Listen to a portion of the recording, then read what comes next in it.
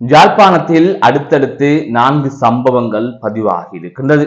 அதாவது யாழ்ப்பாணத்தில் கேக் மற்றும் தேநீர் அருந்திய நபர் ஒருவர் உயிரிழந்த சம்பவம் தொடர்பாக செய்திகள் வெளியாகி இருக்கின்றது. மற்றொரு செய்தியாக யாழ்ப்பாணம் அரியாலை பகுதியில் தண்டவாளத்தில் அமர்ந்திருந்த நபர் ஒருவர் ரயில் மோதி உயிரிழந்திருக்கின்றார். இது தொடர்பான செய்தி வெளியாகி இருக்கின்றது. அதை தவிர யாழ்ப்பாணம் நெடுந்தீவில் இரத்த வாந்தி எடுத்து நபர் ஒருவர் உயிரிழந்திருப்பதாக தெரிவிக்கப்பட்டிருக்கின்றது. அது தவிர யாழ்ப்பாணம் சாவச்சேரி பகுதியில் சிறுமி கிணற்றுக்குள் விழுந்து உயிரிழந்த சம்பவம் தொடர்பாக செய்தி வெளியாகி இருக்கின்றது.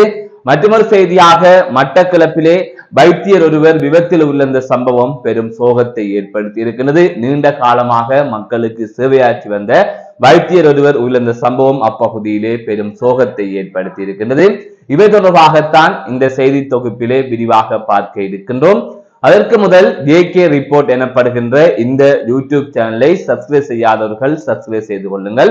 அதன் தொடர்ச்சியாகத்தான் நான் போடுகின்ற ஒவ்வொரு காணொலிகளையும் நீங்கள் உடனுக்குடன் பார்த்துக் கொள்ளக்கூடிய வகையில இருக்கும். அதன் தொடர்ச்சியாக அருகில் இருக்கின்ற பெல் பட்டனையும் கிளிக் செய்யுங்கள். நான் நடராசா ஜெயகாந்தன். தற்பொழுது செய்திகளுக்குள்ளே செல்லலாம்.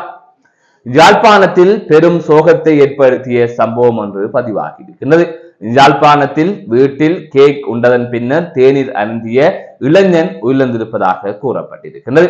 20 வயதுடைய இளைஞனை இவ்வாறு உயிரிழந்திருப்பதாக தெரிய வருகின்றது. நேற்றைய தினம் வீட்டில் குறித்த இளைஞன் இவ்வாறு கேக் கொண்டு தேநீர் அருந்திருக்கின்றார். அதன் தொடர்ச்சியாக அவர் உடனடியாக யாழ் போதனா வைத்தியசாலைக்கு கொண்டு செல்லப்பட்டதாக கூறப்படுகின்றது.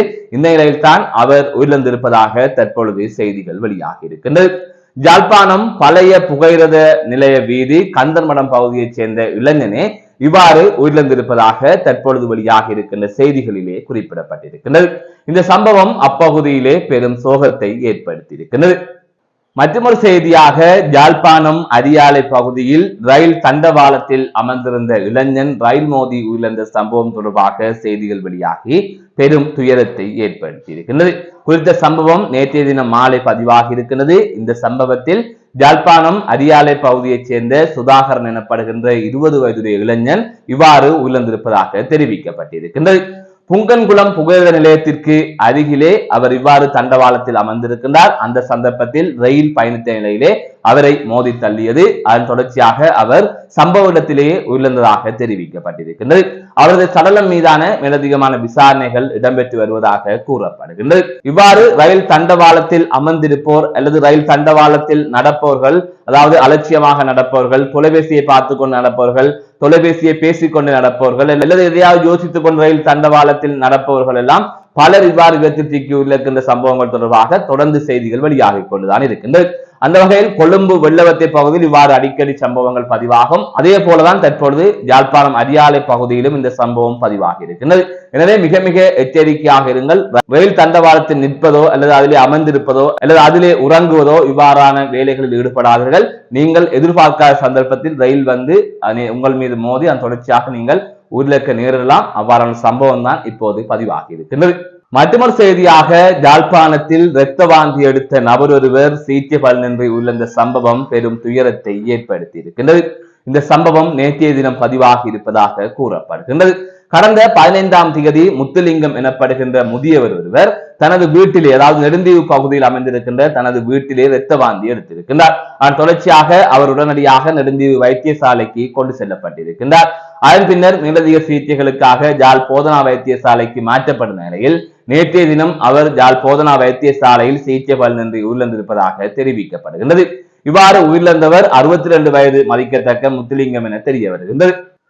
மற்றொரு செய்தியாக யாழ்ப்பாணம் சாவச்சேரி நகர் பகுதியில் சிறுமி கிணற்றுக்குள் விழுந்து உயிரிழந்த சம்பவம் தொடர்பாக செய்தி வெளியாகி இருக்கின்றது. அதாவது 6 வயதுடைய சிறுமியே இவ்வாறு கிணற்றுக்குள் விழுந்து உயிரிழந்ததாக கூறப்படுகின்றது.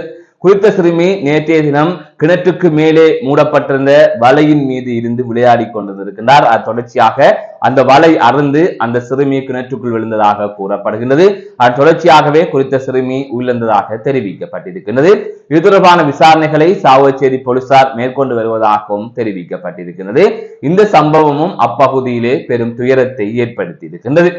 மற்றொரு செய்தியாக திருவோணமலை மட்டக்களப்பு பிரதான வீதியில் தங்கநகர் எனப்படுகின்ற பகுதியில் இடம்பெற்ற கோர விபத்தில் மருத்துவர் உயிரிழந்திருப்பதாக தெரிவிக்கப்பட்டிருக்கின்றது. அதை தவிர அவரது உதவியாளர் படுகாயமடைந்திருப்பதாக கூறப்படுகின்றது.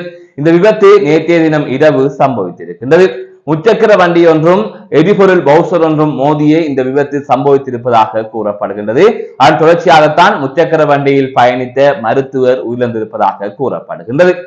இவ்வாறு உயிரிழந்தவர் சேருவில் பகுதியில் கடமையாற்றி வருகின்ற நிமால் கெல்வின் எனப்படுகின்ற 59 வயதுடைய மருத்துவரே இவ்வாறு உயிரிழந்திருப்பதாக கூறப்படுகின்றது.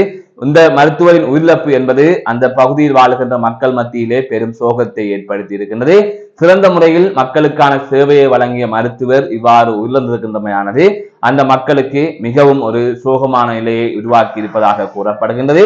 அதுதவிர கடந்த 30 வருடங்களாக அவர் சொந்த ஊரை விட்டுவிட்டு அந்த பகுதியில் சென்று இவ்வாறு சேவையாற்றி வந்ததாக தெரிவிக்கப்பட்டிருக்கிறது. இவ்வாறான சூழ்நிலைத்தான் சேருவில் பகுதியில் அவரது சடலம் மக்கள் அஞ்சலிக்காக வைக்கப்பட்டு அதன் தொடர்ச்சியாக அவரது சொந்த ஊருக்கு கொண்டு செல்லப்படுவதாக தெரிவிக்கப்பட்டிருக்கிறது. அதுதவிர அவரது உதவியாளர் வைத்தியசாலையில் படுகாயங்களுக்குள்ளான நிலையில் சிகிச்சை பெற்று வருவதாகவும் கூறப்படுகின்றது. இவ்வாறு மக்கள் சேவை செய்த அந்த மருத்துவர் கடந்த 30 வருடங்களாக மட்டக்களப்பில் அவர் கடமையாற்றி வந்ததாகவும் இந்த நிலையில் அவரது உயிரிழப்பு என்பது மிக பெரும் இழப்பு என்றும் சிலர் கருத்துக்களை பதிவு செய்து வருகின்றார்கள். அது தவிர முக்கியமான ஒரு விடயம், தற்பொழுது வடக்கு கிழக்கு பகுதிகளில் எரிபொருளுக்காக மக்கள் எரிபொருள் நிலையங்களுக்கு அருகிலே வரிசையிலே இருக்கின்றார்கள். ஈரான் இஸ்ரேல் போர் நடந்து வருகின்ற நிலையிலே அவர்கள் இவ்வாறு எரிபொருள் நிலையங்களுக்கு அருகிலே வரிசையில் இருப்பதாக கூறப்படுகிறது. அதுவும் முக்கியமாக யாழ்ப்பாணத்தில் அதிக அளவானோர் இவ்வாறு வரிசையில் இருந்ததாக தெரிவிக்கப்பட்டிருந்தது. தொடர்ந்து அங்கு எரிபொருள் வவுச்சர்கள் சென்று கொண்டிருக்கிறது. இலங்கையில் எரிபொருளுக்கான எந்தவித தட்டுப்பாடும் இல்லை. 2 மாதங்களுக்கும் மேலாக வழங்கக்கூடிய எரிபொருள்கள் கையிருப்பில் இருப்பதாக எரிசக்தி அமைச்சும் அறிவித்திருந்தது. ஆகையால் யாருமே பதட்டமடைய தேவையில்லை. எப்படியாக இருந்தாலும் தொடர்ந்து எரிபொருள் வரும். எரிபொருள் தடங்களுக்கான எந்தவித சாத்தியக்கூறுகளும் இல்லை. இந்த போரினால் எரிபொருள் தட்டுப்பாடு என்பது வராது, மாறாக விலையேற்றம் வரும். விலையேற்றம் என்பது பெரிய அளவில் இருக்காது. 5 ரூபாய் 10 ரூபாய் அடிப்படையிலே அவ்வாறு ஒரு விலையேற்றம் வருவதற்கான வாய்ப்பு இருக்கின்றது. அது கூட உறுதியாக சொல்ல முடியாது. இதனால் யாருமே எரிபொருளுக்கு தட்டுப்பாடு வரும் என்கின்ற எண்ணத்தில் சென்று இவ்வாறு வரிசையை நிற்கார்கள். நீங்கள் இவ்வாறு தேவையில்லாமல் வரிசையை நிற்பதால் உண்மையிலே தற்பொழுது வேலைக்கு செல்பவர்கள் அதுவிட அத்தியாவசிய பொருட்களை ஏற்றிச் செல்கின்ற வாகனங்கள் எல்லாம் எரிபொருள் இல்லாமல் இருக்கின்ற ஒரு நிலை ஏற்படுகிறது. அவர்களது வேலை தாமதப்படுத்தப்படுகின்றது. ஆகவே தேவையில்லாமல் எரிபொருள் நிலையங்களுக்கு சென்று வரிசை நிற்பதை தவிர்த்துக் கொள்ளுங்கள். மீண்டும் ஒரு காணொலி சந்திக்கின்றேன். நான் நடராஜ் அஜயகாந்தன்.